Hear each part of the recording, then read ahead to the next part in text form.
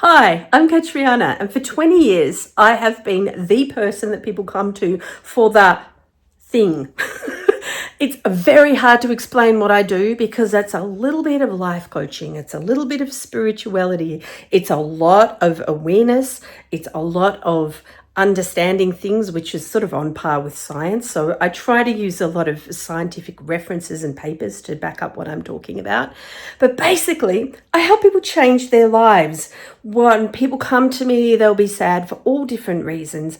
And my job is to find out and see straight away who they are, what they need, and how to guide them to where they want to be. Basically, for over the last 20 years, I've been helping people change their lives, and I wanted to bring this to YouTube because YouTube has helped me so much.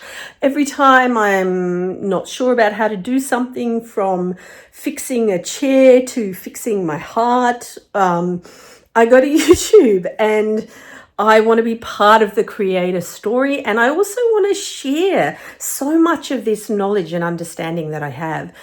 Welcome to my studio. I thought it would be a great place to have a chat and let you know a little bit about who I am, what I've been doing, and the ideas that I have that might actually support you in your journey. So get yourself a cup of coffee, buckle up. It's going to be a bit of a yarn, a bit of a chat, and we'll start getting to know each other.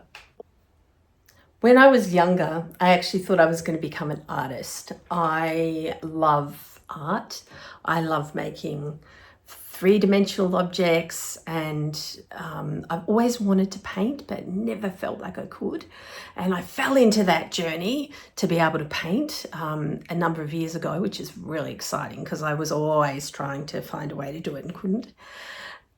I've also made things, but the main thing I think about being a creative was I had a creative way of thinking. I would always ask myself about life, why? And when I was in my early 20s, my mother was diagnosed with cancer. My mum was not the typical kind of mother. In fact, I stopped living with her when I was 6 and went to live with my dad. And that was a big deal in the 70s. People, that just didn't happen for children. So it was a very difficult journey. My father was a very absent parent. I know there was love there, but my dad was an amazing artist and musician and composer and all that sort of stuff, and inventor really. And that was more important to him than his children. I think he found it very difficult that he fell into having us.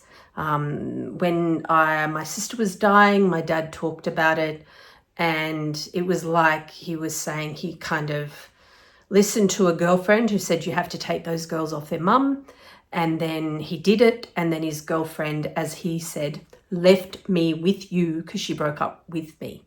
So I think he thought that she was going to take care of us or something. I don't know. But my dad I think he must have felt stuck with us. And, my dad did what he could. And, he worked hard at it as much as he knew how. It was an interesting journey. It was a difficult journey, very difficult. However, going back to my mother, my mother was diagnosed with cancer when I was in my early 20s. And I had been trying to reconcile with my mother because, we'd had a rocky relationship. My mother was an alcoholic. She also did things to us children and brought men in that did things to us children that wasn't, I won't talk about that on my channel, but I think you can read between the lines. And also my mother was just, a troubled person, I think. She was also lots of fun, and as a child I saw her as my friend. So when I went to live with my dad, I really missed my friend. But yeah, so here I am in my early 20s. My mum is dying from cancer, and I'm trying to find my feet. I'm also gay, and in the 80s, being gay and being so young, because I was only in my early 20s, that was not an easy journey. And there wasn't many role models out there, so it was hard to know who I was. So I was on this big journey to find out all of that. And then when my mum actually passed away, I threw myself into my art and I went to pottery school because I wanted to learn how to make ceramics. And I was really interested in ceramic sculpture, and I still am. I still love that now.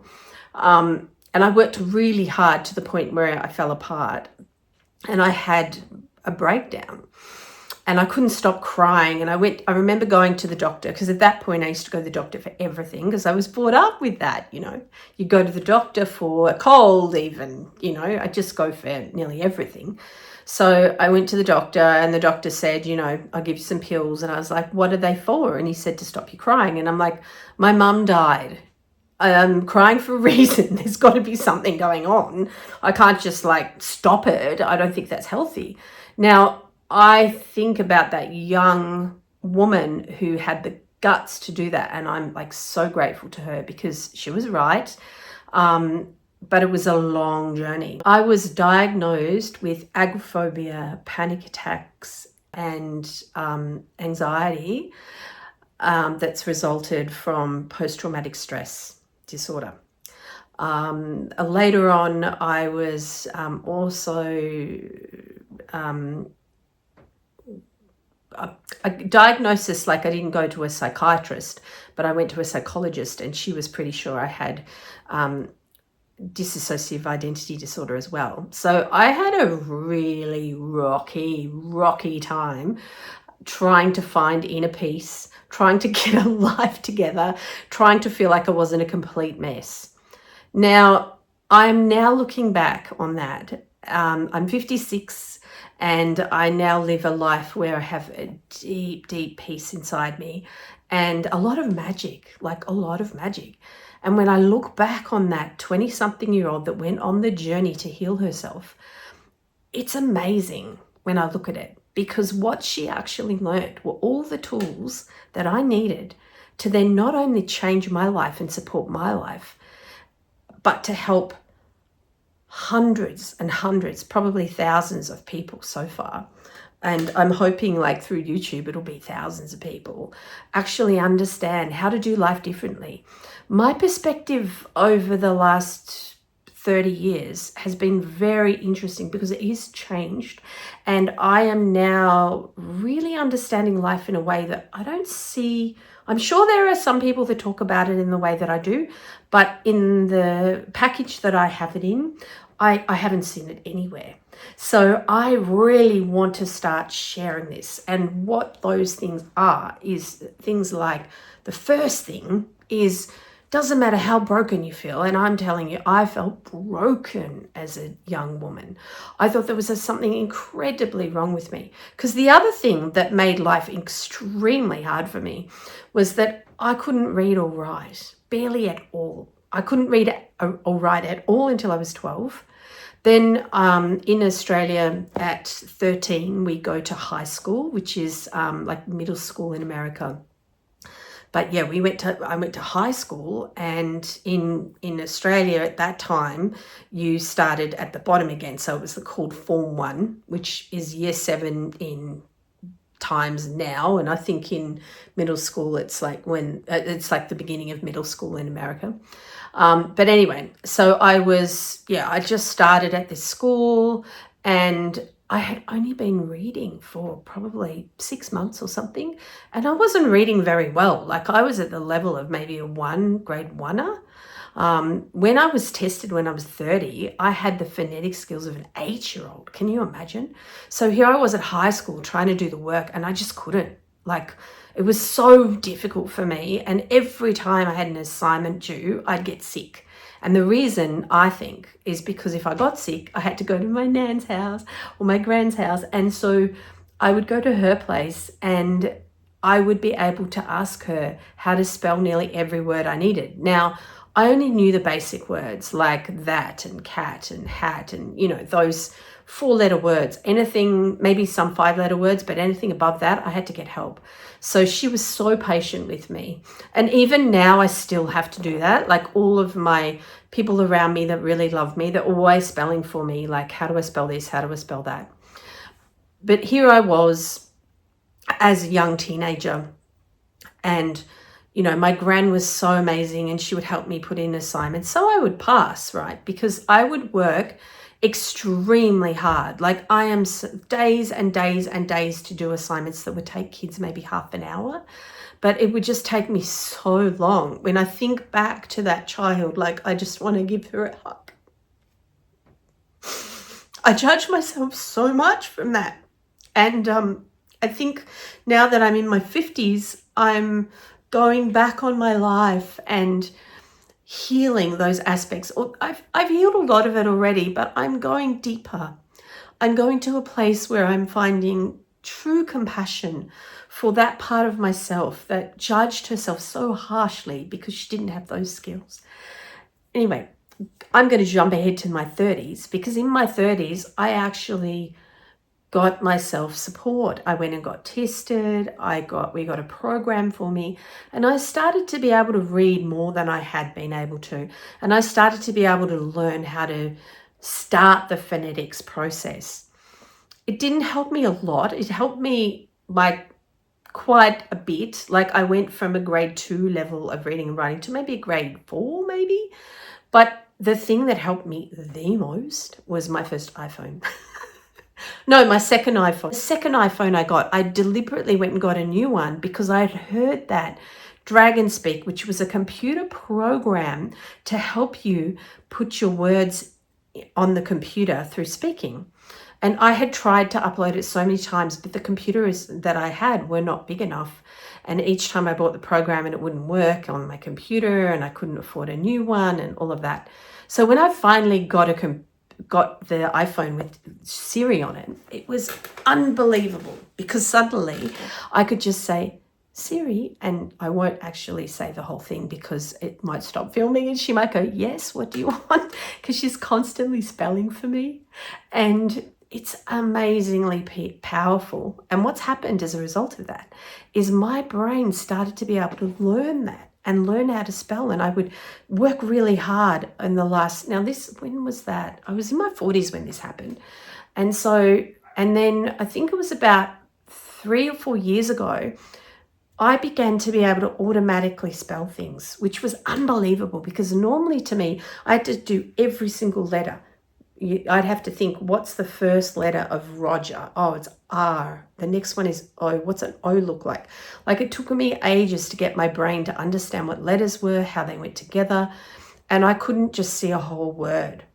And it was very hard for me to even know what the letters were in the word. And so, yeah, it took ages and ages. But then finally, about a couple of years ago, I remember realizing that I started writing, and I wasn't even thinking about what each letter was. And then I burst into tears and was like, wow. Now, why this is all so amazing is that if you think about where I started, so I was basically illiterate when I was in my 20s. I had agoraphobia, panic attacks, anxiety. I didn't feel very smart. And I was also life was really hard, and it was in a lot of emotional pain, like a tremendous amount of emotional pain. I think being a child who was taken from their mother when I was born, I went to live with my gran because I think my mum had postnatal depression. So then again, I was ripped out from my gran's aunts, and listen to the slip, mum. My gran was very much my mum. So I was sort of taken from her. Then I was put into this other woman's arms that was my mother, but I didn't really bond with her. I've recently realized that my mother actually moved away, she left me with my gran when I was for about 3-4 months, when she went traveling with my dad when I was only months old, not months old, I was about 8 months old, and I was walking and talking when they got back. And then they took me away from my gran again. I loved her, but I didn't really bond with her. And so then when I was 4, she left my dad for a while as well. So, there was a lot of kind of abandonment, like female abandonment. So I was really, life was hard. And until I was in my 40s, I would wake up every morning feeling really upset. There was lots and lots of tears, lots of very, very dark days. And I never gave up. I always felt like there was a way to heal it. And I began to heal things from my 20s. So when I was in my 20s, I had agoraphobia and panic attacks, as I said before. And I got to the place where, people were sort of saying, like, I'd have to think about what I was going to do because it was very difficult for me. Like, I didn't know. Yeah, I just thought that would be my life. But I also believe that you could heal. And I thought that you just went to a psychiatrist or a psychologist. I thought you went to the doctor and they gave you things to heal, because haven't we got that sorted out? Don't we actually know how to fix the physical body? Don't we know how to fix the emotional body? Don't we know how to fix the mental health crisis? And I just believed we did. I thought we had those answers and those tools, and I'd go to places, I'd go to the therapist, and it wouldn't get better and it wouldn't get better, and be like, oh. But I was also at that point, thank goodness for Shirley MacLaine. Shirley MacLaine did a mini series. We had mini series back in the 80s on TV, and it was called Out on a Limb, and it was about her spiritual journey, and it was a very, very brave thing for her to do, in that she was talking about astro traveling and auras and your chakras, and like, it was amazing. And before that wasn't a normal kind of conversation. I mean, my mum used to do Reiki and I thought she was a bit crazy. Now it's just normal. Grannies do it, like everyone does it. People do it on their animals. Like, yeah, it's a very different time. But in the 80s, like, spirituality was a very new thing. And, people had been doing it, and there'd been like movements right up from, the beginning of the 19th century. 19th and 20th, 19th century. And 20th century. Yeah, like, there's always been a spiritual movement, but it wasn't very mainstream, and it wasn't very easy to find the information you needed. I had support because I'd had some freaky things happen, and I kind of pushed them to back in my mind. I have an mediumship ability, but oh, no, I'm not that interested in mediumship. However, I do love what it does. I know that I've given a lot of support to people because I can speak to their loved ones if I have to. If I'm in the middle of working with someone and they don't know why something's happened, their loved one will come through, or maybe their loved one comes through anyway, just wanting support. Yeah, it's not something I love. However, going back to my story, I had this freaky thing happen to me when I was in my late teens. I moved out of home pretty early because it wasn't a great place. It was hard for me to be there, living with my dad and his wife. So anyway, I moved. Yeah, so I was having this weird thing happen. I was at home by myself. I was in a shared house, and the doors started shutting and opening and shutting and opening. And I had a clothes rack, open clothes rack, and I had these wire coat hangers, and I had a very heavy stainless steel coat hanger that was probably about that thick. And it was like one for slacks, so it was pants. And you put, so that was a very heavy one. All the wire coat hangers on my clothes horse were completely still, but the heaviest one started swinging really fast, like, back and forth, and then the doors were opening and shutting, bang, bang, bang, and I'm like, And so I rang someone that I knew that had said that he was into Wiccan stuff, and I rang him and in tears was like, I don't know what to do, I'm so scared. Oh, I'm so scared. And I was at that point. And he said, come to me. So I went into the city where he was, and he taught me guided meditation. He taught me how to go into this beautiful, peaceful place, this beautiful garden. And I used it for years and years and years. And at that point, there was no mobile phones. There was no internet. There was books and we had CDs, but it was very hard to get that kind of information. Even meditation was not something that was easily accessible. So I got this tool and it was very powerful. It helped me so much. So I went down that journey of meditation. And after my mother passed away, it was Christmas time. So it was about 6 months after she passed away. Seven. And I was really upset. It was Christmas Eve and I just didn't know how I was going to face Christmas, because it had been a hard journey watching her die from cancer. And so I was sitting there and, I didn't know what to do. And I was like, okay, meditation. So I lit a candle and I sat there meditating. And my meditation at that point was to just breathe and just be and witness myself. And it was the most crazy experience. Like at that point, it was probably the weirdest. I've had weirder ones since, but I had this experience where my mother came to me and she came to me, she said, come with me. And she took me and it was like I was physically going with her. And she made me stand it's kind of stand, but it was like we were looking down on the room where she died and I could see her in the bed and I could see this colorful blanket that some lovely ladies had made to make people feel better when their loved ones were dying. So they had these beautiful, colorful blankets on the bed. And I looked at the blanket and I thought, yeah, that's definitely the room. And I looked around the room at the things that were there and there was a room spray.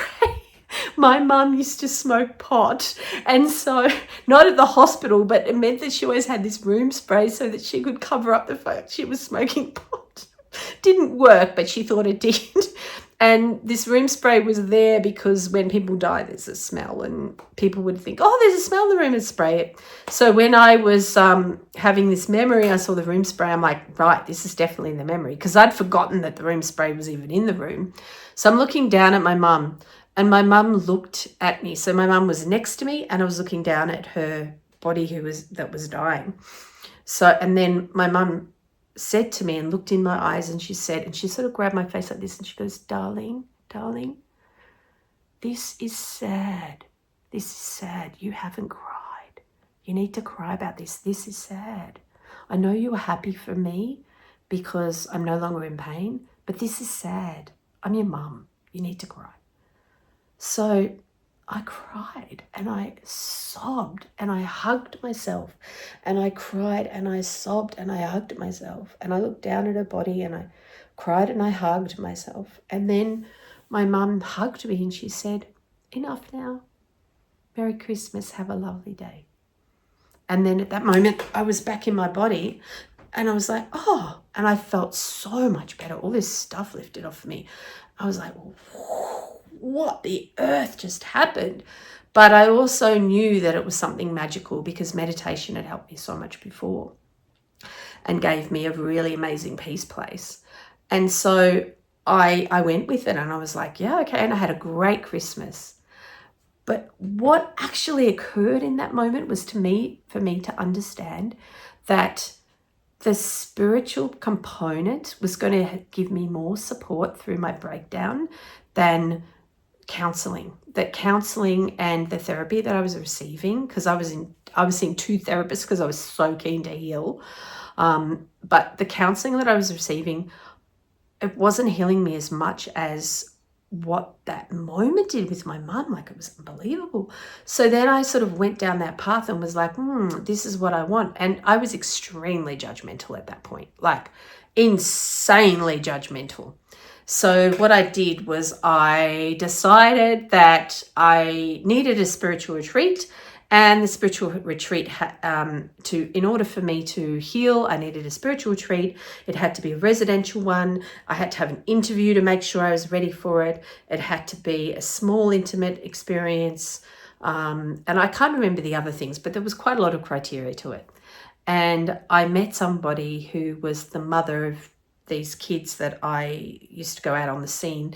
Being gay, it was in the 80s, there was a very small scene of other gay women, and this woman was one of those, and her children were gay as well. And I remember meeting up with her and just like, oh, wow, you look so different. What happened? What happened? What you look like you've just come away from something amazing. She said, I just went on this incredible retreat. And something inside me just went click, and I knew I had to go. And I went to this retreat, and in the retreat, the person was talking about heart space and going into your heart and teaching the energy of the heart, which I sunk into. And overnight, my agoraphobia left me.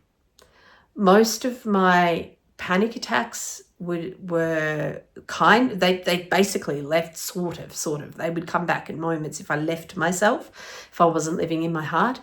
But as I began to live in my heart, I found that the anxiety started to ease. My agoraphobia was different. And I began the journey of, what does that mean? Now, I wasn't able to continue with that spiritual teacher for very long, and it wasn't really my path, and it was very helpful, and I'll always be grateful to them. But yeah, it wasn't my path. I had to go through my own path. I was pushed to always be looking at, how do I do things my way? I was pushed into looking at, how is this working? Like, what is it about life that doesn't work for me?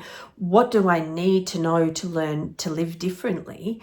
And how can I do that? And why? I was constantly asking why and looking at that. And I went through many years of believing that I could heal my emotional world. And I didn't even know it was called emotional world in that time. I just could call it the effed upness of myself. I blamed me. I thought that there was something broken in me because I felt so broken.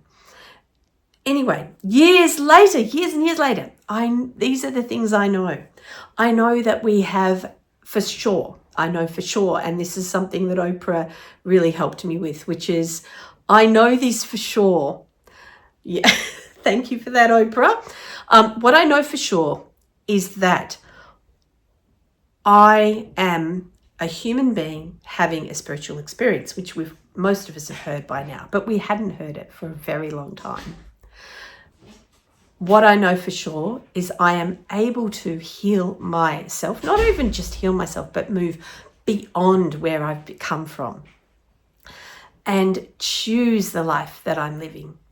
I know for sure that I have a human soul, and that the soul is the energetics of a human being, that it gives us an energetic imprint that goes into what I'd now call this human avatar. I know for sure that I can choose to change even the hardest parts of my life, and that the parts of myself that I hated for so long are not me. They're just aspects of the experience that I had that had left this residue on me and this imprint and this way that I was working. And if I find something about my life or myself that I find hard, then I learn to change it. And that's the stuff that I've learned, that I can change it. That anxiety is just the hangover of toxic thoughts. That agoraphobia for me was about being highly sensitive, intuitive, and feeling everyone's energy and needing to put a barrier between me and other people's pain. So there's so many things that I have learned over the time to change my life. And now I'm sitting in a place where I am so peaceful in myself that after my father died during COVID, people didn't understand how sad I was, because my father died and I wasn't able to say goodbye, and there was a lot of sad circumstances around it, and it was really painful. It was extremely hard for me, but people didn't realize, like my partner at the time, like I'd be crying and saying something and they'd be like, well, I didn't know because you seem so peaceful. Because my bottom line is peace, even if I'm in the hardest place. My little dog got killed about 5 months ago, and my place to go to when he was sick and hurting was straight away peace. This has been a massive conversation today. I could talk about so much more, because part of the other part of my journey wasn't just spirituality, it was using art to help me heal. And I've done all kinds of art, including video, filmmaking, painting, sculpture, costume making, like all kinds of things, toy making, craft work. Like I've just, anything I could get my hands on and create with, I've done it. And I think that being a creative person is part of being human. And even if you don't physically create stuff, we're all creating here. And understanding that we create our lives through how we're being is so powerful. Anyway, that's a huge conversation, and I'm looking forward to talking to you again. And I'm also looking forward to sharing my wisdom and supporting you. And I want to bring you classes, courses here on my page. Yes, I'll have some paid ones, but I also just want to give. I have a short 4-session meditation course already on my page. If you're interested in, have a look. But I'll be doing more of those as well. And there's meditations, because meditations are unbelievably amazing and I love them and I love sharing them, and I'll be sharing more. So yeah, and also too, like what I want to leave you with is, if you've come across this video, it's because either you're looking for more in your life or you're just interested in how people live. And if you've got to this point in the video, you're interested in what I have to say, which also means I would be interested in what you have to say. Please comment below. And if you've got things that I've talked about that you're interested in, I'm happy to make videos around them. I'm happy to share my techniques and tools with you on this page, so that you can learn to support yourself and get this deep inner peace that just keeps your life buoyant. It really does. It's an amazing place to live. Anyway, it's been so beautiful sharing with you today, and I'll talk to you again soon. Bye.